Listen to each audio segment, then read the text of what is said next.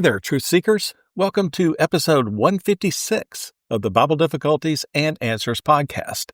I'm Lance Smith, your guide through the winding paths of biblical mysteries, ready to tackle a puzzle that's been sparking curiosity since the days of shepherds and stone tablets.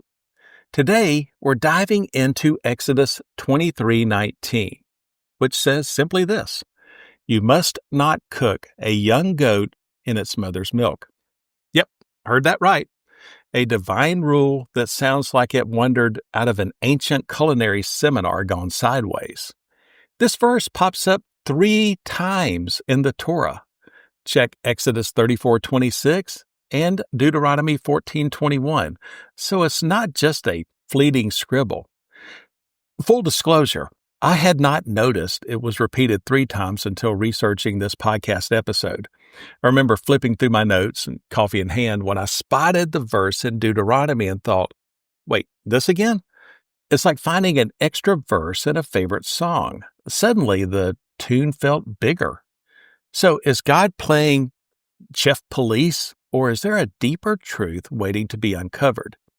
Let's dig in like scribes unrolling a weathered scroll, exploring the ethical, cultural, and spiritual angles to make sense of this for pastors, professors, and anyone who loves a good biblical brain bender.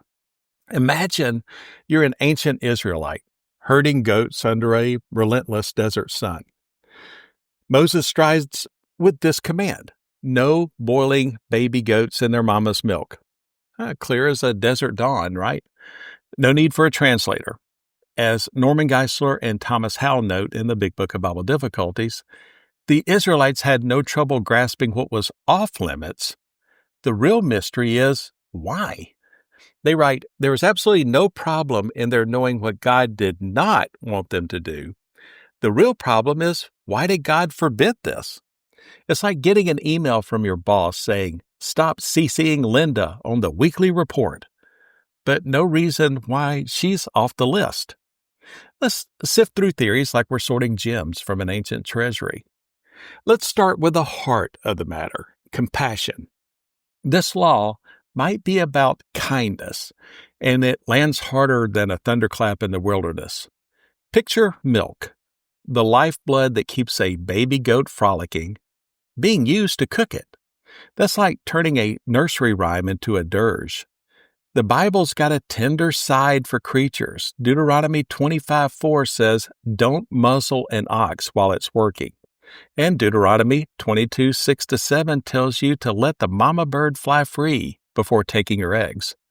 Seeking Scripture cites Philo, an early Jewish philosopher, who saw this as a call to avoid cruelty with this: there's something cruel about twisting life-giving milk into a tool for death.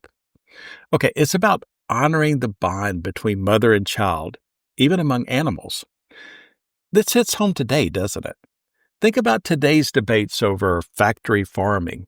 Crowding animals in harsh conditions feels like it could violate the same sort of compassion, pushing us to consider how our choices impact creation. It's a challenge to ask, are we treating God's creation with care, or are we barreling through it like a sandstorm through a tent camp? Whether it's how we source our food or steward the environment, this law urges us to choose empathy over carelessness. Now, let's shift to the historical angle, because this is where things get as gripping as a tale spun by a desert campfire. Some scholars suggest this law was a firm no thanks to pagan practices. The Armstrong Institute points to Ugaritic text from the 14th century BC found at Ras Shamra, which describes rituals involving milk and animals, though none explicitly confirm boiling a kid in its mother's milk. They note ancient Near Eastern fertility rites reportedly involved boiling a young goat in its mother's milk as an act to promote agricultural fertility. It's like finding a puzzle piece that almost fits but leaves you wanting the whole picture. God's like, my people don't play that game. This could be Israel drawing a line in the sand saying, we're not joining your idol-worshiping book club. But here's the rub. The evidence is flimsier than a papyrus in a windstorm. No ancient recipe book confirms this ritual, leaving us to wonder if this was a direct shot at pagan neighbors or a broader call to stand apart, like a lone cedar on a hilltop. Either way, it's about identity. Israel saying, we're different and we're sticking to it. Let's zoom into the spiritual side because this is where Jewish tradition steps up like a wise sage with a megaphone. Exodus 23:19 is the cornerstone of kosher law's meat and milk divide, Basar Bakalav. The Talmud in Chulin 115b and Maimonides in Mishnah Torah, Laws of Forbidden Foods 9:4, lay it out. No cooking, eating, or profiting from mixing meat and dairy. Aish explains, this verse is the root of a bigger tradition, not mixing meat and dairy at all. Why? Milk is life, meat is death, and blending them is like mixing starlight with shadows. It disrupts the divine order. GotQuestions.org elaborates. In later rabbinic Judaism, this commandment was expanded to form a blanket prohibition against combining any meat and dairy in cooking or eating. The verse's context, tied to festivals like Passover and Shavuot, suggests it's about gratitude for God's gifts. Rashi, a medieval rabbi, says it's about using milk and meat respectfully, not tossing them together like mixing paint colors into a muddy mess. Today, kosher kitchens have separate dishes, and you often wait hours, often 6, between a burger and a milkshake. It's eating as worship, turning every meal into a moment of holiness. For the faithful, this law's a reminder that even mundane choices can reflect a covenant with God. But let's not get lost in the ancient sands. There's more to unearth, like discovering hidden chambers in a pyramid. The Torah.com cites anthropologist Mary Douglas, who argues this law is about symbolic purity, keeping life and death in their own lanes, much like bans on mixing fabrics or seeds in Leviticus 19:19. They state this: the Torah frequently establishes distinctions, and mixing milk, life, with meat, death, could symbolize a taboo violation. Okay, it's about order, like keeping your scrolls neatly rolled instead of jumbled. Some propose a practical angle. Milk was precious in a desert economy, so don't waste it on cooking. The Big Book of Bible Difficulties tosses out some outliers. Maybe milk and meat were tough to digest together, or God preferred olive oil over butter. Those are intriguing possibilities, but they feel like navigating the Red Sea with a reed basket. It's plausible, but it's a stretch. Some modern thinkers get creative with this law, seeing it as a metaphor for bigger life lessons. Here's a thought-provoking twist from the Jerusalem Post. Yossi Klein suggests boiling a kid in its mother's milk is like parents forcing their kids into paths that crush their dreams. He writes this: the Torah forbids cooking a young goat in its mother's milk, meaning don't force the new generation to be consumed by the old generation's plans. Okay, it's a bit out there, like picturing a nomad trading his camel for a scroll desk, but it sparks reflection. Are we nurturing the next generation's potential, or are we boxing them into our own blueprints? The Living Faith blog keeps it simpler, saying the law avoids profaning the sacred by mixing life and death. They note it's about not profaning the sacred by mixing what shouldn't mix. GotQuestions.org adds, the kosher expansion wasn't literal in the text, but grew from rabbinic tradition to make every meal a holy act. All right, let's dig deeper into why this law matters today.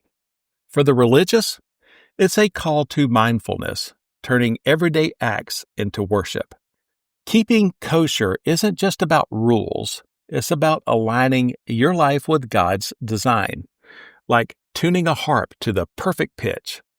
Imagine sitting down to eat, knowing each choice reflects your faith.